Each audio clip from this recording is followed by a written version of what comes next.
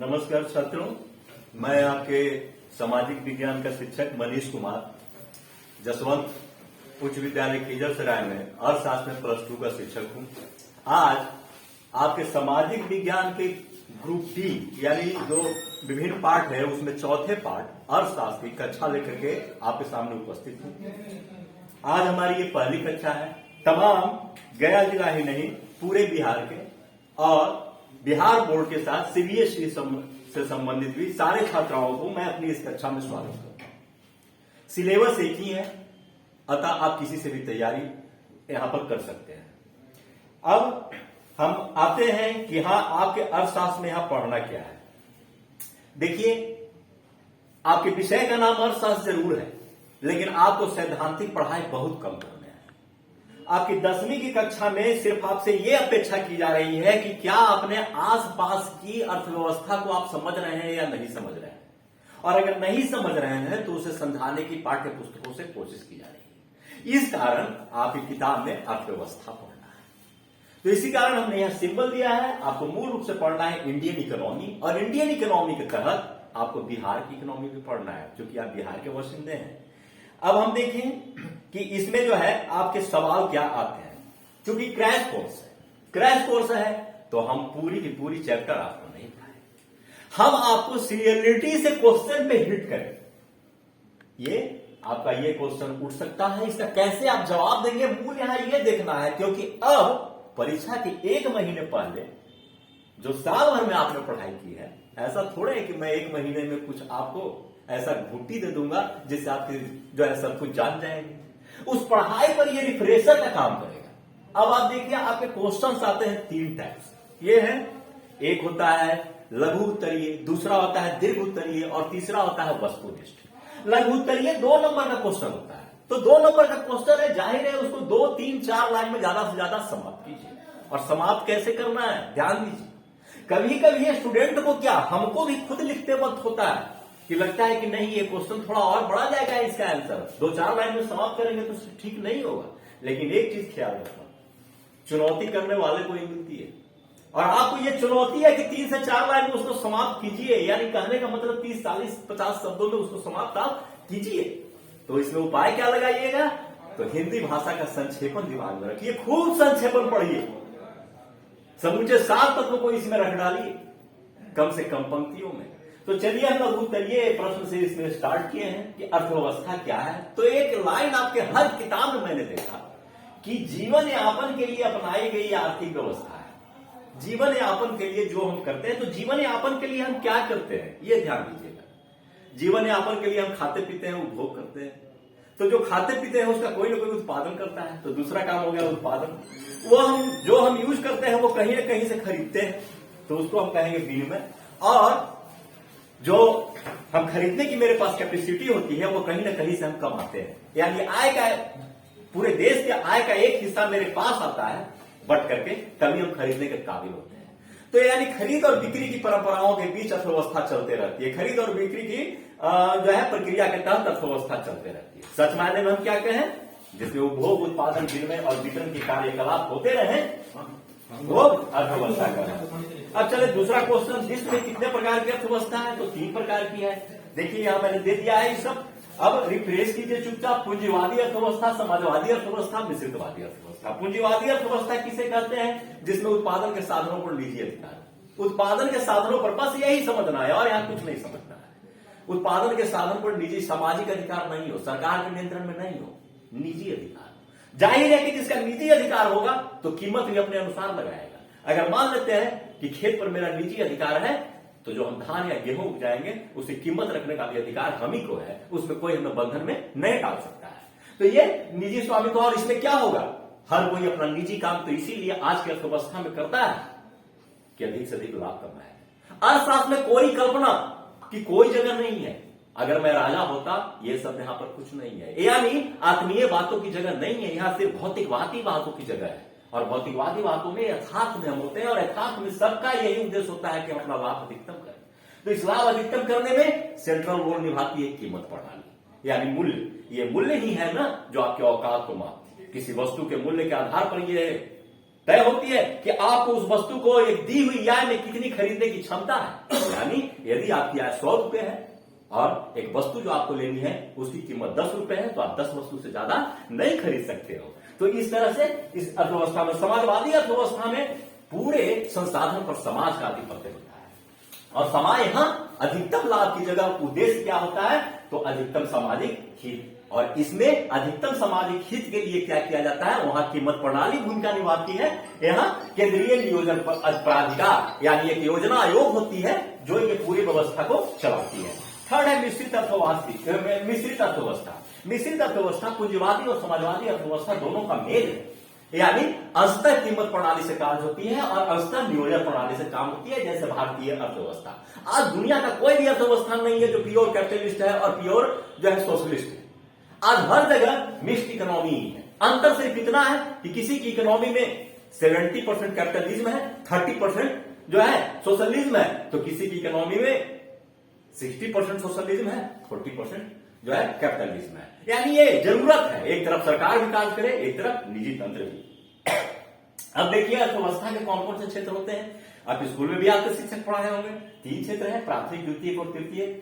अब पहला क्षेत्र में कॉमन दिमाग में ही रखिए कि प्राथमिक क्षेत्र में कौन आते हैं, तो ज्यादा अगर न समझ में आए तो देखिए कृषि। अब कृषि में देखिए कि कृषि में हम धान गेहूं सब उगाते हैं, यानी खेती करते हैं, मत्स्य पालन भी करते हैं, तो यहां दे दिया है पशुपालन, मत्स्य पालन, खनन आदि, यानी जमीन से होने वाला काम। द्वितीय क्षेत्र में हम क्या करते हैं, तो इसमें इंडस्ट्री आता है, उद्योग आता है। पहले दिमाग में रखिएगा उद्योग, अगर ज्यादा ये सब नाम न याद रहे तो उद्योग में लिखिएगा तो काम चलेगा, ऐसा नहीं है। 2 नंबर का क्वेश्चन है और लिख देते हैं क्या इसमें तमाम उद्योग को हम रखते हैं, उद्योग से हुई इनकम को, तो उतना दिक्कत नहीं है। तो इसमें क्या होता है, विनिर्माण, निर्माण, विद्युत, गैस, जलापूर्ति, यानी जितने तरह के कल कारखाने इसमें है। तृतीय क्षेत्र इसमें सर्विस, क्योंकि कहा गया है कि जैसे जैसे किसी देश का विकास होता है उसके राष्ट्रीय आय में सेवा क्षेत्र का हिस्सा बढ़ते चला जाता है, और सेवा क्षेत्र में वस्तुओं का प्रोडक्शन नहीं, सेवाओं का उत्पादन किया जाता है। जैसे अभी आप हमसे शिक्षा ले रहे हैं तो ये सेवा क्षेत्र होगा, इसमें कोई वस्तु तो प्रोडक्ट नहीं हो रही है, लेकिन हमको सेवा देने के बदले सरकार हमको रेम्यूनरेशन देती है। तो सरकार जो रेम्यूनरेशन मुझे तय करती है, इसका मतलब यही है कि मैं उतना उत्पादन कर रहा हूं तभी तो हमको उतनी मजदूरी मिल रही है। तो ये जो है सेवा में बैंकिंग, संचार, शिक्षा, स्वास्थ्य, बीमा आदि। चले आगे बढ़े। अब देखिए हम आर्थिक विकास से क्या समझते हैं। देखिए आर्थिक विकास का मतलब बहुत सारे लोग समझ जाते हैं कि सिर्फ जो है आय की, प्रति व्यक्ति आय में वृद्धि। नहीं, आर्थिक विकास सिर्फ प्रति व्यक्ति आय में वृद्धि नहीं है, इसको हम आर्थिक समृद्धि कहते हैं, इसको हम आर्थिक विकास नहीं कहते हैं। आर्थिक विकास तो बहुआयामी अवधारणा है जिसमें तमाम विकासों को देखा जाता है, और इसमें मूल रूप से क्या लक्ष्य रखा गया कि राष्ट्रीय आय का वितरण क्या हो। प्रति व्यक्ति आय तो बढ़ेगी, राष्ट्रीय आय बढ़े तो बढ़ेगी, ये तो जरूरी है, ये तो पहला उसका होना चाहिए पहचान। लेकिन उसके अलावे राष्ट्रीय आय का वितरण सही ढंग से है कि नहीं, आर्थिक विषमता तो ज्यादा नहीं है, क्योंकि आर्थिक विषमता बढ़ेगी तो तेजी और मंदी की स्थिति से देश को गुजरना होगा। जीवन स्तर कैसा है लोगों का जीवन स्तर ही अच्छा नहीं रहेगा तो उत्पादन क्या करेंगे, कुशलता से काम नहीं कर पाएंगे, प्रोडक्शन आपका लो होगा। तो जीवन स्तर, आर्थिक कल्याण कैसा है, तो ये सारी चीज जो है आर्थिक विकास के अंदर आर्थिक समृद्धि के साथ जुड़ जाते हैं। नेक्स्ट क्वेश्चन, राष्ट्रीय आय क्या है। ये देखिए आपकी किताब में उलझन भरी परिभाषा दी हुई है राष्ट्रीय आय के संदर्भ में। मैंने उसको देखा, उलझन भरी परिभाषा है कि एक जगह राष्ट्रीय आय की परिभाषा उसने दे दिया मार्शल पीगो और रॉबर्टसन की धारणा जो है थी उसके बारे में, और दूसरा जगह जो है ये देता है कि समस्त वस्तुओं और सेवाओं के मौद्रिक मूल्य और विदेशों से प्राप्त होने वाली आय। तो राष्ट्रीय आय का मतलब यहां मूल रूप से है कि साधन लागत पर शुद्ध आय, साधन लागत पर शुद्ध आय जो है इसको हम राष्ट्रीय आय कहते हैं। यहां हमने परिभाषा में, अगर आपको सिंपल से क्वेश्चन आता है तो ज्यादा इस में माथा मत घुमाइए, आप इंटर के छात्र नहीं है, चूंकि थोड़ा ये हो जाता है। तो यहाँ पर यही परिभाषा जो है आपका सफिशिएंट है कि किसी देश के अंदर एक निश्चित अवधि में उत्पादित समस्त वस्तुओं और सेवाओं का मौद्रिक मूल्य के साथ विदेशों से प्राप्त आय। अंतर क्या है कि वहां जो परिभाषा है देखिए उसमें कहीं जीडीपी है, कहीं शुद्ध साधन आय। हमने एक जेन्युइन परिभाषा यहां पर आपको दी है, और ये परिभाषा अगर आप दीजिएगा तो कोई गलती नहीं होगी। ये कि किसी देश के अंदर एक निश्चित अवधि में उत्पादित समस्त वस्तुओं और सेवाओं, जितना भी वस्तु और सेवा उत्पादन हो रहा है उनकी कीमत क्या है, यानी यदि 10 वस्तु और सेवा का उत्पादन होगा, कीमत 10 रुपए है, तो कीमत और वस्तु और सेवाओं में गुना कर दीजिए, वही देश की राष्ट्रीय आय होगी। इसके अलावे विदेशों से शुद्ध साधन आय। यानी हमारे देश के लोग विदेश से क्या कमाते हैं, इसको भी। ठीक है, तो ये दिमाग में रखिएगा। अब हम प्रति व्यक्ति आय क्या करेंगे, तो राष्ट्रीय आय में कुल जनसंख्या से भाग दे देंगे तो प्रति व्यक्ति आय निकल जाएगी। ओके, इसमें कोई ज्यादा उलझन नहीं है। राष्ट्रीय आय का जनसंख्या से क्या संबंध है? जिस गति से राष्ट्रीय आय बढ़ रही है, जिस दर से, अगर उसी दर से जनसंख्या बढ़ रही है तो सोचिए कि डेवलपमेंट होगा। बढ़ी हुई आय में जनसंख्या छवा जाएगी। अगर 2.5% की रेट से राष्ट्रीय आय भी बढ़ रही है और 2.5% की रेट से जनसंख्या भी बढ़ रही है तो निश्चित तौर पर डेवलपमेंट स्टैटिक हो जाएगी, डेवलपमेंट स्थिर हो जाएगी, बढ़ ही नहीं पाएगी। तो हमेशा क्या होना चाहिए, जनसंख्या वृद्धि दर की तुलना में राष्ट्रीय आय की वृद्धि दर ऊंची होनी चाहिए, तभी जो है आर्थिक समृद्धि संभव है। इस आंसर में इसको दिया हुआ है। अब यहां देखिए, दो देशों के विकास के स्तर की तुलना के लिए सबसे महत्वपूर्ण मापदंड क्या है? तो दो देशों के विकास के स्तर की तुलना करने के लिए सबसे महत्वपूर्ण जो है मानदंड, उसको विश्व विकास प्रतिवेदन में माना है राष्ट्रीय एवं प्रति व्यक्ति आय। किसने माना है? विश्व विकास प्रतिवेदन। किसको? राष्ट्रीय आय और प्रति व्यक्ति आय। जीवन के भौतिक गुणवत्ता के 3 प्रमुख सूचक क्या है? ये देखिए, इसमें एक नाम जुड़ा हुआ है। क्या नाम जुड़ा हुआ है? तो ये ध्यान दीजिए, प्रोफेसर मॉरिस डेविड मॉरिस। ठीक है, ये नाम है। इन्होंने ही भौतिक गुणवत्ता के 3 सूचक तय किए थे। ऑब्जेक्टिव में भी आ सकता है कि ये किसने भौतिक गुणवत्ता के सूचक को तय किया था। तो मॉरिस डेविड मॉरिस ने उसने क्या क्या तय किया था? 3 सूचक, 3 स्तरों पर कहा कि हम देखेंगे क्या क्या। जीवन प्रत्याशा, शिशु मृत्यु दर, मौलिक साक्षरता। जीवन प्रत्याशा, शिशु मृत्यु दर और मौलिक साक्षरता। ठीक है, ये 3 स्तर पर अगर देश ठीक ठाक है तो भौतिक गुणवत्ता अच्छा है। अब मानव विकास सूचकांक में आर्थिक विकास के मापदंड को निर्धारित कीजिए, ये ध्यान दीजिए। तो मानव विकास सूचकांक में आर्थिक विकास की 3 स्थिति है, यानी किसी देश का मानव कहां तक विकास किया है, वहां के लोग कहां तक विकास किए हैं, उसको 3 आधार पर तय किया जाता है। ये जीवन प्रत्याशा, मतलब लोगों की आयु कितनी है, वहां की औसत आयु कितनी है, लोग कितने वर्ष तक जीते हैं। दूसरा है शिशु मृत्यु दर, यानी 1000 नए नवजात शिशुओं पर मरने की दर क्या है। अगर शिशु मृत्यु दर अधिक है तो वहां की स्थिति ठीक नहीं है। और मौलिक साक्षरता कितनी है, वास्तविक साक्षरता आखिर कितनी है। तो ये 3 स्टैंडर्डों पर देखा जाता है कि मानव विकास सूचकांक को, इसको एसडीआई कहते हैं। अब हम देखें प्राकृतिक संसाधनों के अति विद्रोहन से क्या समझते हैं। आज औद्योगिकरण के युग में हम क्या देख रहे हैं, प्राकृतिक साधन का काफी दुरुपयोग के कारण जंगल और जल के अभाव में मिट्टी, पानी और हवा सारे के सारे पॉल्यूटेड हो रहे हैं। मिट्टी भी, पानी भी और हवा भी। जमुना नदी की जल हर कोई देख रहा है कि किस स्तर तक खराब होती चली जा रही है। हवा में भी आजकल हम देख रहे हैं कि बहुत तरह के जो है जहरीले गैस का फैलाव होते जा रहा है और बैक्टीरिया, वायरस भी पल रहे हैं बहुत ज्यादा। तो ये सबका, तो ये इस स्थिति को हम अति विद्रोहन कहते हैं। जंगल और जल को बचा पाओ। किसी राज्य का विकास मुख्यतः किस बात पर निर्भर करता है? ये हमने 5 तथ्य दिए हैं कि किसी राज्य का विकास खनिज संपदा वहां कितना है, इस पर डिपेंड करेगा। खनिज रहेगा तब ना उद्योग खोलेंगे। शिक्षा कैसी है, शिक्षा रहेगा तब ना जो है नए नए रिसर्च होंगे और नई नई मशीनें बनेंगी। आधारिक संरचना कैसे है, रेल रोड, ये सारे का विकास होगा तब ना देश डेवलपमेंट करेगा। कृषि एवं कृषि आधारित उद्योग वहां के कैसे हैं, स्वास्थ्य कैसे है, अच्छा स्वास्थ्य रहेगा तब ये होगा। अब आर्थिक विकास के मुख्य आर्थिक कारकों का उल्लेख करें। ये देखिए, आर्थिक विकास के मुख्य आर्थिक कारक कौन कौन से हैं? प्राकृतिक संसाधन है, पूंजी निर्माण है। आर्थिक विकास इसी पर डिपेंड करेगी, प्राकृतिक संसाधन कैसे हैं, पूंजी निर्माण उस देश में कितना हो रहा है। पूंजी उत्पादन अनुपात, इसको थोड़ा समझिए। पूंजी उत्पादन अनुपात का मतलब होता है कि 100 रुपया जो हम पूंजी लगा रहे हैं वो कितना एक साल में उत्पादन दे रहा है।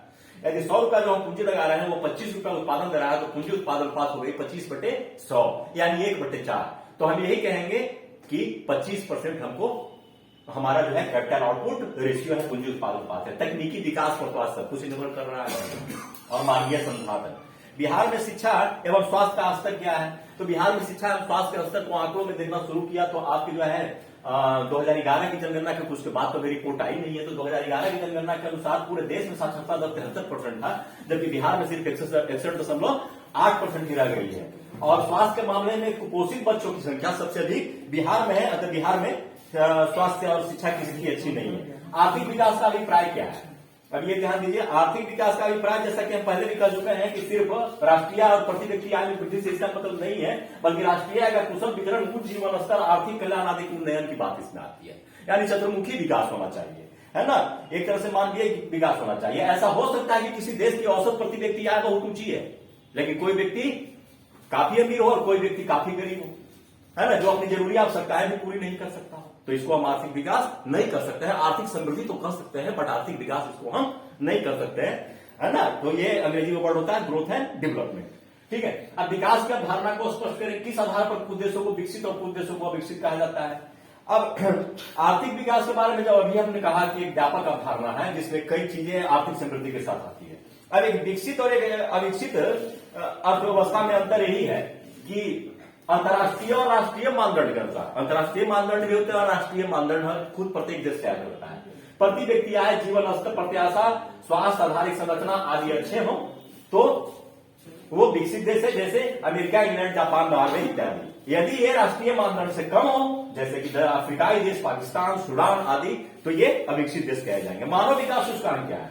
अब ये देखिए, इसमें 2-3 पॉइंट सिर्फ आपको याद रखना है। मानव विकास ये आएगा देखिए उत्तरीय में, तो इसको आप पढ़ के लिखिएगा, लेकिन मुख्य रूप से क्या रखना है कि कौन ये सूचकांक निकालता है। तो संयुक्त राष्ट्र संघ कार्यक्रम, ठीक है, United Nation Development Programme UNDP, ठीक है, ये कब से 1990 से प्रत्येक वर्ष मानव विकास प्रतिवेदन ह्यूमन डेवलपमेंट रिपोर्ट के आधार पर प्रकाशित कर रही है। और इसी को हम क्या करते हैं, एचडीआई, ये देखिए ह्यूमन डेवलपमेंट इंडेक्स, ठीक है ना। इसी पर सबसे ज्यादा अमर्त्य ने काम किया था। और ये ह्यूमन डेवलपमेंट इंडेक्स में अगर हम में क्या किया जाता है कि 3 अभी आपने पढ़ा कि जीवन प्रत्याशा और शिशु मृत्यु दर जो है आदि चीजों के आधार पर, 3 चीजों के आधार पर, जीवन प्रत्याशा, शिशु मृत्यु दर और स्वास्थ्य के आधार पर जो है हम ये करते हैं,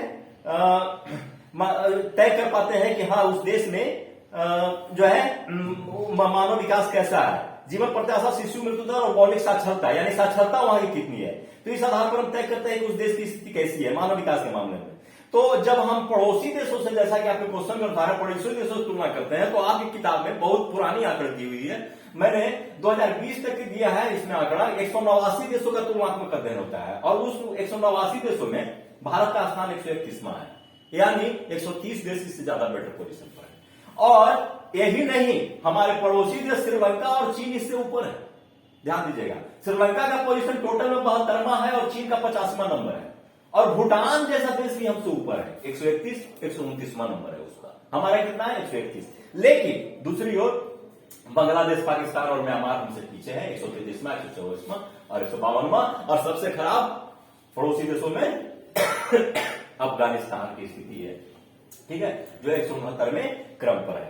अब हम देखिए, ये है कुछ ऑब्जेक्टिव डाले गए हैं जिसका जो है प्रत्येक ऑब्जेक्टिव के 4 विकल्प है। और इस तरह आपके ऑब्जेक्टिव प्रश्नों का जो है आंसर इस चैप्टर का, मैंने कहा शुरू में ही कि आपके 7 चैप्टर हैं और 7 चैप्टर में प्रत्येक दिन मैं 2-2 चैप्टर करके इसको पढ़ाते जा रहा हूं। तो पहला अर्थव्यवस्था चैप्टर से जितने भी वस्तुनिष्ठ प्रश्न उठ रहे हैं उसमें 11 प्रश्न है, इससे ज्यादा आपको परीक्षा में नहीं पूछने वाले। 11 प्रश्न का आंसर हम नीचे दे दिए हैं, आप ध्यान से उसको देखिएगा, याद कीजिएगा, पढ़िएगा, जितना पढ़ाया उसी में से है। अब हम नेक्स्ट चैप्टर में आते हैं, नेशनल इनकम। अब इसमें देखिए राष्ट्रीय आय क्या है, यहां पर ज्यादा बेटर ढंग से राष्ट्रीय आय समझाया जाएगा। तो राष्ट्रीय आय को साधन लागतों पर राष्ट्रीय आय करते हैं। यह श्रम एवं संपत्ति की आय का कुल योग है। श्रम एवं संपत्ति, साधन लागत, तो साधन कौन सी चीज होता है, भूमि, पूंजी, श्रम, साहस, है ना। तो भूमि क्या कमाता है, तो लगान। पूंजी क्या कमाता है, ब्याज, है ना।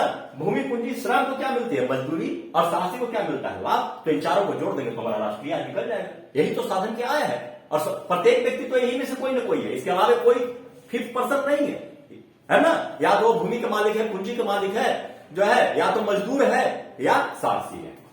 तो देश में सारे लोग यही है, तो इनकी आय जोड़ देते हैं। अब हम कह सकते हैं कि दूसरे शब्द में शुद्ध राष्ट्रीय उत्पाद में से अप्रत्यक्ष कर को घटाने और सरकारी अनुदान में जोड़ने के बाद, तो इसका और नाम क्या पड़ता है, NNPFC, net national product on factor cost, ठीक है, साधन लागत पर नेट। तो नेट निकालने के लिए हम क्या करते हैं, नेट निकालने के लिए हम करते हैं कि वस्तुओं पर कर लगी हुई होती है। तो जो हमको इनकम होता है उसका एक पार्ट कर में चला जाता है, अप्रत्यक्ष कर उसको करते हैं, वस्तु पर लगने वाली कर को अप्रत्यक्ष कर कहते हैं। लेकिन अप्रत्यक्ष कर में तो हमारी आय खिंचा जाती है, लेकिन सरकार हमको कुछ अनुदान भी देती है। तो एक तरफ जो हम कमाते हैं उसमें सरकार अप्रत्यक्ष कर के रूप में ले लेती है, अनुदान के रूप में हमको देती है। तो इसी को कहा गया है एनआईटी, नेट इनडायरेक्ट टैक्स। इसका मतलब क्या है कि इसको आप जब तोड़िएगा, आप अपनी बुक में देखिएगा तो ये लिखा हुआ है -IT + S, यानी -IT का मतलब इनडायरेक्ट टैक्स और S का मतलब सब्सिडी। अब देखिए राजघरेलू उत्पाद से क्या समझते हैं, ये बहुत आसान है और ये सबसे ज्यादा इंपॉर्टेंट आपके लिए आसान नहीं इसको कर सकते हैं, है तो बहुत बड़ा ये, लेकिन ये सबसे इंपॉर्टेंट है, हर जगह पूछेगा, ये यही देश पर लागू होगा। तो राज्य घरेलू उत्पाद के अंदर है कि एक वर्ष के अंदर किसी देश की भौगोलिक सीमाओं के अंदर, है ना, एक राज्य घरेलू उत्पाद है, ठीक है। तो ये जो है इसको हम यही कर सकते हैं कि सकल राज्य घरेलू उत्पाद और शुद्ध राज्य घरेलू उत्पाद, ये दो भागों में बढ़ता है, सकल राज्य घरेलू उत्पाद और शुद्ध घरेलू ही है।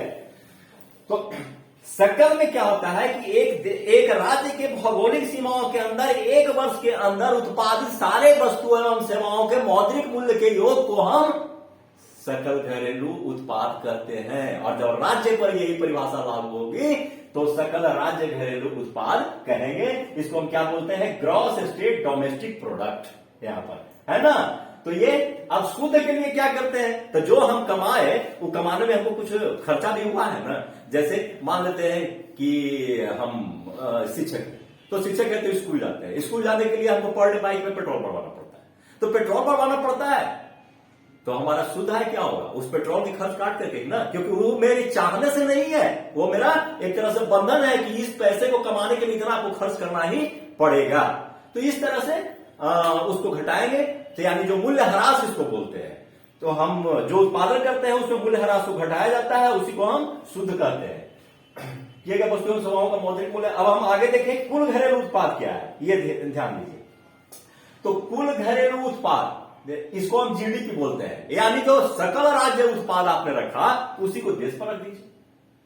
तो इसमें हम क्या करते हैं कि एक वर्ष में भौगोलिक सीमाओं के अंदर जो उत्पादन हो, तो क्या क्या उत्पादन होता है, तो कंज्यूमर गुड्स का, इन्वेस्टमेंट गुड्स का, गवर्नमेंट का और आयात एवं निर्यात का, है ना। तो इसका फॉर्मूला ये C+I+G+X-M। आप इसको लिखे चाहे मत लिखे, अगर लिखेंगे तो उसका प्रभाव सिर्फ आपका इसी क्वेश्चन पर नहीं पड़ेगा बल्कि दूसरे आंसर पर भी पड़ेगा। कॉपी जांचने वाले ये समझेंगे कि छात्र अर्थशास्त्र का अच्छा अध्ययन किया है। ये तो सिर्फ 2 ही नंबर के, ये न भी लिखेंगे तो 2 नंबर आपको इसमें मिल जाएगा, इतना ही लिख देने पर, ये परिभाषा ही लिख देने पर। लेकिन इसको जोड़ेंगे तो आपके दूसरे क्वेश्चन के लिए भी वो पॉजिटिव रहेंगे, आपको कॉपी जांचते वक्त, ये ध्यान दीजिएगा। अब कुल राष्ट्रीय उत्पाद तथा शुद्ध राष्ट्रीय उत्पाद। अब कुल राष्ट्रीय उत्पाद को ध्यान दीजिए। कुल राष्ट्रीय उत्पाद क्या है, अभी आपने देखा कि एक देश के भौगोलिक सीमा के अंदर, है ना, माने विदेश वाला नहीं, तो इसको कहते हैं घरेलू। और जब राष्ट्रीय कर दीजिएगा तो विदेश वाला जोड़ दीजिए। राष्ट्रीय जब कीजिएगा, घरेलू और राष्ट्रीय में यही अंतर है कि घरेलू में देश की भौगोलिक सीमा के अंदर, और जब घरेलू में विदेश की आय भी जोड़ दिए तो राष्ट्रीय आय हो जाता है ना। तब विदेश की आय को हम क्या कहते हैं, विदेशी आय। विदेशी आय का अंग्रेजी क्या होगा, फॉरेन इनकम, FI, है ना, नेट फॉरेन इनकम एनुअल, है ना। तो इसको NFI यानी जीडीपी में हम NFI जो है जोड़ देते हैं। अब्रॉड मीन्स विदेश से, विदेश मतलब इस देश के बाहर। अब शुद्ध राष्ट्रीय उत्पाद में क्या करेंगे, जहां भी शुद्ध निकालना हो जिसका भी, उसके ग्रॉस में से डी घटा दीजिए, आंख मूंद के यानी मूल्य ह्रास घटा दीजिए, कोई टेंशन नहीं है। आप सिर्फ इतना ही लिख दीजिए GNP माइनस D बराबर NNP, ठीक है। अब आगे बढ़ते हैं। राष्ट्रीय आय के माप में क्या कटाई उत्पन्न होती है, तो 2-3 कटाई इसमें हम दे दिया है। पर्याप्त एवं विश्वस्त आंकड़ों की कमी होती है, बिल्कुल। दोहरी गणना, दोहरी गणना क्या है, दोहरी गणना यह है कि हम कपड़ा को जब राष्ट्रीय आय में गिनती करते हैं तो कपड़े के मूल्य को भी गिन ले और धागा के भी मूल्य को गिन ले, तो धागा 2 बार में जुड़ गया, एक बार अकेले एक बार कपड़ा के साथ है, तो उसको हटाना है, यानी अंतिम। मौद्रिक विनिमय प्रणाली अगर जिस देश में नहीं है तो वहां भी राष्ट्रीय आय। अब यहां त्रिभुत्तरीय प्रश्न है, 2 राष्ट्रीय आय की परिभाषा दे अल्फ्रेड मार्शल और प्रोफेसर पीयूष और प्रोफेसर फिशर। यहां देखिए, हम ज्यादा इसमें नहीं कुछ समझाएंगे, उनकी परिभाषा क्या है आप देख के याद कर लीजिएगा।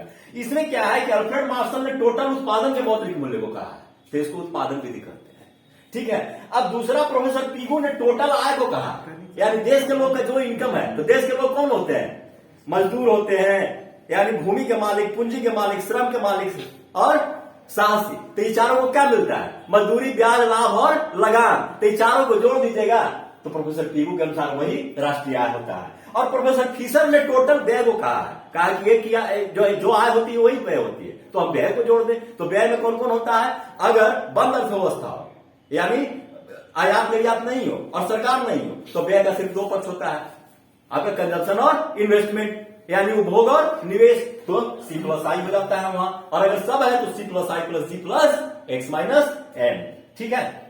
अब यहां हमने दे दिया है कि मार्शल उत्पादन विधि, पढ़िएगा इसको पीगू आय विधि, इसका निचोड़ हमने आपको रख दिया है, उससे ज्यादा आपको कंसेप्ट नहीं रखना है, सिर्फ पढ़ना है। ठीक है। राष्ट्रीय अर्थव्यवस्था में मुद्रा के चक्रीय प्रवाह बहुत आसान है। मुद्रा के चक्रीय प्रवाह में आप ध्यान दीजिए। आप मान लीजिए आपके घर में आपके पिताजी हैं, आपके पिताजी कुछ ना कुछ काम करते होंगे। काम करने का मतलब क्या है? नौकरी करते हैं या किसी फैक्ट्री में काम करते होंगे। तो ऑफिस के आपके पिताजी की जरूरत है तब न ले गया। तो जब ऑफिस को आपके पिताजी की जरूरत है तो ऑफिस के लिए आप पिताजी क्या हो गए? साधन, है ना। और वो साधन जो है या उद्योग में कमा रहे हैं तो आप उद्योग के लिए आपके पिताजी साधन हो गए। अब जब उद्योग आपके पिताजी को रखा तो उद्योग आपके पिताजी को वेतन देगा और उद्योग क्या करेगा? वस्तु का प्रोडक्शन करेगा। अब जो वेतन आपको पिताजी का मिला उसी वेतन से उद्योग के उत्पादित वस्तुओं को खरीदेंगे। अब कैसे हुआ? पहले उद्योग से आपके यहां पैसा आया, फिर आपके यहां से वस्तु के माध्यम से उद्योग में पैसा गया। इसी को हम आय का चक्रीय प्रवाह करते हैं, आय का मौद्रिक चक्रीय प्रवाह। यानी हम क्या कर रहे हैं? फर्म से परिवार की ओर और परिवार से फर्म की ओर। इसको हमने इसमें लंबे क्वेश्चन में पूरा लिख दिया है, पढ़िएगा। राष्ट्रीय आय की माप की परिभाषा दीजिए। इसके कितने तरीके हैं? तो बस 3 परिभाषाओं के आधार पर 3 तरीके हैं। मार्शल की परिभाषा टोटल प्रोडक्शन पर आधारित थी, तो उत्पत्ति गणना आपत्ति, है ना। ये 1907 में इसका प्रयोग ब्रिटेन में किया गया था। ये ध्यान रखिएगा, 1 नंबर ऑब्जेक्टिव में आएगा। इसमें क्या ध्यान देना है? मध्यवर्ती वस्तु को नहीं जोड़ना है, मिडिल गुड्स को नहीं। जैसे अभी हमने आपको बताया क्या कि धागा को हम 2 बार नहीं जोड़ेंगे, फाइनल कपड़ा के मूल्य को जोड़ेंगे। ये न कि अकेले धागा भी या फिर कपड़ा भी धागा के मूल्य, ये रॉन्ग होगा, दोहरी करना होगा। तो दोहरी करना से जोड़ना है। इसको हम और इस तरह रखते हैं कि मूल्य वृद्धियों का योग भी इसको करते हैं। मूल्य वृद्धि क्या है? मान लेते हैं कि कपास किसान उपजाता है, किसान 100 रुपए का कपास उपजाया, वो कपास धागा मिल में गया, धागा मिल उसका कपास से उत्पन्न धागे को 200 रुपए का कर दिया। इसका मतलब क्या था कि किसान 100 का उपजाया, धागा मिल उसको 200 का किया, तो धागा मिल वाला का योगदान कितना हुआ? 100 रुपया। कपड़ा वाला के पास वो धागा गया तो कपड़ा का उत्पादन हुआ, तो कपड़े की कीमत 300। मीन्स कपड़ा के उत्पादन वाले का योगदान कितना हुआ? 100। तो तीनों का 100 हुआ था ना। कपड़ा का फाइनल जो है मूल्य कितना हुआ? 300। तीनों का योगदान अलग अलग 100। तो इसको हम क्या हुआ? इसमें तीनों मूल्य वृद्धि करते गए, 0 से 100 प्लस 100 प्लस 100। अब आय गणना आपत्ति को हम देखें। आय गणना आपत्ति में क्या होता है कि इसमें जो है जो चारों साधन है उनका रेम्युनरेशन जोड़ दिया जाता है। अभी हम आपको बताएं, भूमि पूंजी जो है, श्रम और साहस, यानी लगान प्लस मजदूरी प्लस ब्याज प्लस लाभ को। ठीक है। व्यय गणना पद्धति में तो अभी हमने आपको बताया कि खुली अर्थव्यवस्था में और जिसमें सरकार की भूमिका है 4 तरह की व्यय होगी। कंजम्पशन व्यय, उपभोग व्यय, निवेश व्यय, सरकारी व्यय जिसको जी से सूचित करते हैं, निर्यात व्यय, आयात व्यय, यानी निर्यात माइनस आयात जिसको हम कहते हैं शुद्ध निर्यात। ये होगा इसका। अब इस पर ये ध्यान दीजिए कि ये वस्तुनिष्ठ प्रश्न आपके हैं और इससे उठने वाले हैं। जैसे बिहार की आय में सर्वाधिक योगदान किसका है? तो इसका आंसर आपके बगल में दिया हुआ है कि आंसर सी, सेवा क्षेत्र का। सारे आपका ऑब्जेक्टिव दिए हुए हैं और इसके बाद आपको ये जो है आपकी क्लास समाप्त होती है। नेक्स्ट क्लास के लिए बुधवार को फिर हम आएंगे। धन्यवाद।